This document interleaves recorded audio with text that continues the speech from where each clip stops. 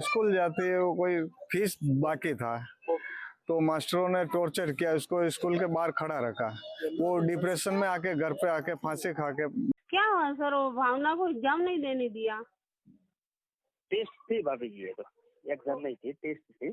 वो तो बाद में कल दिला देंगे, वो कोई टेंशन नहीं है, पर पहले आप आके मिलो स्कूल में। हाँ, तो वो बोल रही है कि नहीं फीस नहीं देंगे, तो वो नहीं है, एग्जाम नहीं देने देंगे। वो मैम और कुछ वो अलग बोल रहे हैं कि तेरी मम्मी ऐसा बोल रही है। मैं क्या बोला आपको?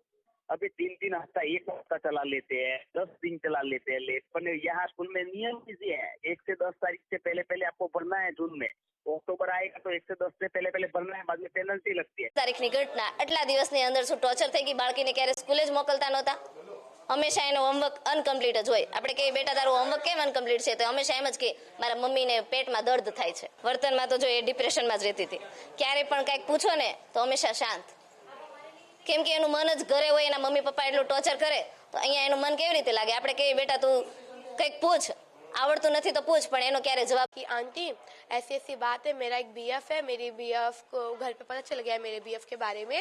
मेरी मम्मी ने इसी वजह से मेरे को बोल रही है कि अब पढ़ाएंगी नहीं। एक तो वैसे भी इसको स्कूल आने से मना करते थे। आ बाबतनु परिवार साथे पोलीस अने शिक्षण विभाग जे कही रह्या छे एनी तटस्थ तपास कोई पण जग्याए आ बाबतनु अमने मळी आवशे, अथवा तो एमनुं बधुं ज तपास करी विद्यार्थीओना निवेदनो लई अने क्यांय पण आ बाबतनी जो हशे तो सरकारना अमारा विभाग द्वारा परिवार साथे रहीने चोक्कस दीकरीना परिवारने न्याय अपावीश।